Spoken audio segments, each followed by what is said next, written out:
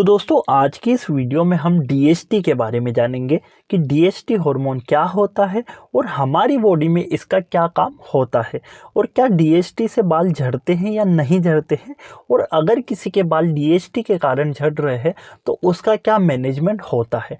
ये सारी बातें आज हम इस वीडियो में जानेंगे। वीडियो आज की हमारी बहुत इंटरेस्टिंग होने वाली है, तो मेरी आप सबसे रिक्वेस्ट है कि आप वीडियो को पूरा ज़रूर देखें। तो आइए आज की वीडियो हम स्टार्ट करते हैं। तो सबसे पहले हम समझते हैं डीएचटी क्या होता है, हमारी बॉडी में इसका क्या काम होता है। डीएचटी जिसका फुल फॉर्म होता है dihydrotestosterone. DHT is a sex hormone that and derivative of testosterone and the play of vital role in male sexual development. कहने का मतलब है कि डीएचटी क्या होता है, ये डाईहाइड्रोटेस्टोस्टेरोन हार्मोन होता है, ये भी सेक्स हार्मोन होता है। और ये किसके कारण बनता है, तो हमारी बॉडी में जब टेस्टोस्टेरोन का लेवल बढ़ता है तो वो टेस्टोस्टेरोन कन्वर्ट हो जाता है डीएचटी में।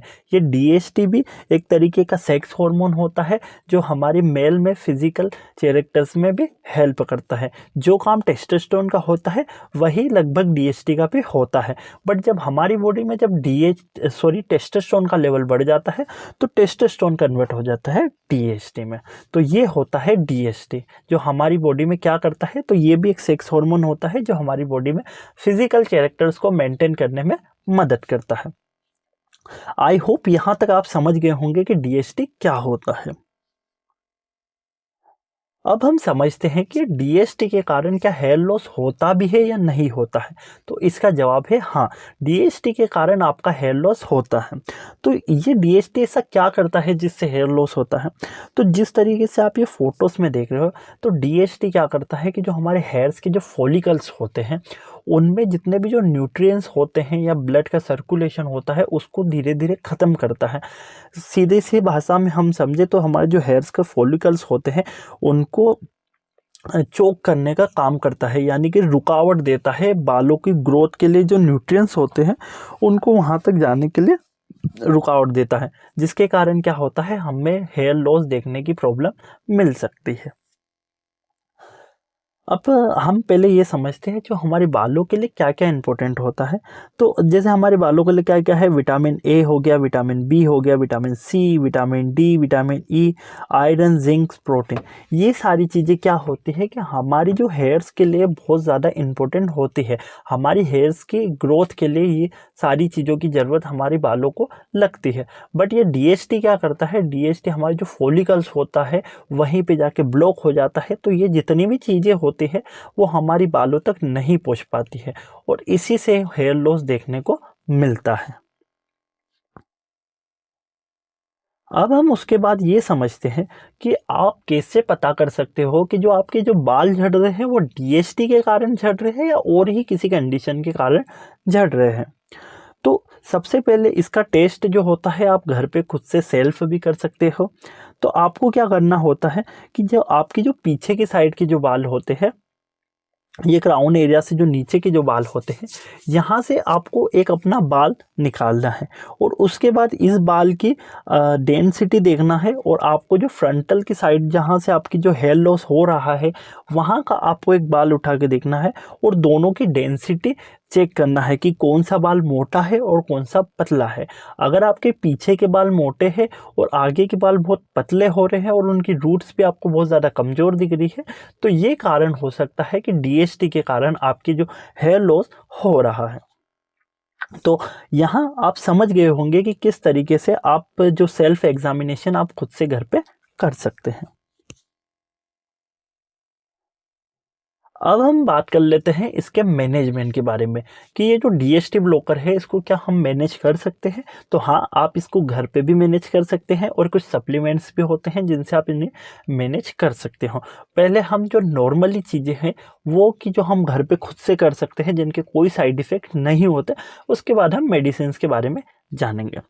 तो ये डीएचटी हमने देखा था कि ये डीएचटी क्या करता है तो जितने भी हमारे जो देखो हमारी बॉडी में जितने भी जो असेंशियल न्यूट्रिशन होते हैं, जैसे जिंक हो गया, प्रोटीन हो गया, आयरन हो गया, विटामिन्स हो गए, जिसमें vitamin A B C D, biotins वगैरह हो गए, तो ये क्या हमारे जो हेयर्स फॉलिकल्स है वहाँ तक जाना ज़रूरी होता है। तो ये डीएसटी क्या करता है, डीएसटी ब्लॉक कर देता है। अब ये ब्लॉक को हटाने के लिए हमें क्या करना होता है कि हमारा जो ब्लड सर्कुलेशन होता है उसको हमें थोड़ा बढ़ाना पड़ता है। पहला ये सबसे मेन जो पॉइंट होता है कि हमारी बॉडी में अगर हमें डीएसटी को रिमूव करना है तो हमारी बॉडी जो हमारा स्काल्प होगा, वैसे तो ज़्यादातर डीएसटी हमारे स्काल्प पे ही देखने को मिलता है, तो हमें जो स्काल्प है वहाँ का जो सर्कुलेशन होता है ब्लड का वो हमें बढ़ाना होगा। और वो हम किस तरीके से बढ़ा सकते हैं, तो नॉर्मली आप शीश आसन कर सकते हैं, जो सिर नीचे और पैर ऊपर जो हैंड स्टैंड होता है ये आप कर सकते हो। और उसके बाद हफ्ते में आप एक बार डर्मा रोलर का भी यूज़ कर सकते हो, ये भी एक बहुत अच्छा रिजल्ट देता है। और आप ऐसे कुछ मसाज वगैरह कर सकते हो जिससे आपका जो स्काल्प होता है वहाँ का ब्लड सर्कुलेशन अच्छा हो। अगर ब्लड सर्कुलेशन अच्छा होगा तो उससे ये जो डीएसटी ब्लॉकर है ये वहाँ से हट जाते हैं। तो पहला हमारा पॉइंट आ जाता है कि हमारी स्काल्प में हमें ब्लड सर्कुलेशन को बढ़ाना होता है। अब हम दूसरी बात करें कि हम ऐसे क्या चीज़ें हमारी डाइट में ऐड कर सकते हैं जिससे हमें डीएसटी ब्लॉकर ना हो। तो ऐसे कुछ सुपर फूड्स होते हैं जिनमें नेचुरली डीएसटी को ब्लॉक करने की प्रॉपर्टीज़ होती है, जिनमें हमारा क्या क्या आ जाता है, तो वाटरमेलन आ सकता है, टोमेटो आ सकता है, पम्पकिन सीड्स आ सकती है, बनाना आ सकता है, कैरेट्स आ सकती है, एग आ सकता है, ग्रीन टी आती है, और हमारे मशरूम, आलमंड, वॉलनट, स्ट्रॉबेरी और एवोकाडो, ये सारे जितने भी फूड्स होते हैं ये सुपर फूड्स होते हैं जिनमें एक ऐसी प्रॉपर्टीज़ होती है जो डीएसटी को नेचुरली ब्लॉक करते हैं। तो आप अपनी डाइट में इन सारे ही फूड्स में से कोई एक फूड सिलेक्ट कर सकते हो जिन्हें आप सुबह शाम या दिन में 1 या 2 बार उस फूड का कंज्यूम कर सकते हो, जिससे आपका जो डीएसटी है वो नेचुरली पूरी तरीके से ख़त्म हो जाता है। तो अब ये 2 चीज़ हमने बताई, ये क्या होती है, आप ये घर पे सेल्फ कर सकते हो। एक अपना डाइट का मैनेज कर सकते हो और एक होता है कि आप अपना जो स्काल्प होता है वहाँ का ब्लड सर्कुलेशन बढ़ा लो। ये 2 चीज़ें हो जाती हैं। वहीं अगर हम इसके मेडिसिन्स की बात करें तो मेडिसिन्स भी बहुत सारी आती है, जैसे कुछ न्यूट्रिशन सप्लीमेंट्स की दवाइयाँ आती है, जैसे मल्टीविटामिन्स की न्यूट्रिशन सप्लीमेंट्स की दवाइयाँ आती हैं।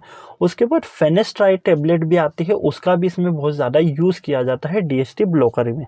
और फेनेस्ट्राइड टेबलेट के ऊपर भी अगर आपको पूरी जानकारी चाहिए कि इस वीडियो को कब ये फेनेस्ट्राइड टेबलेट को कब इस्तेमाल करना चाहिए, किसको इस्तेमाल करना चाहिए, कितनी मात्रा में करना चाहिए, तो इस पे भी हमने वीडियो बना के रखी है, आप वो वीडियो हमारे जाके देख सकते हो। तो ये कुछ सप्लीमेंट्स होते हैं कि जिनसे नेचुरली जो सप्लीमेंट्स के द्वारा डीएसटी को ब्लॉक किया जाता है। तो ये होता है हमारे पूरी डीएसटी के बारे में हमने जान लिया।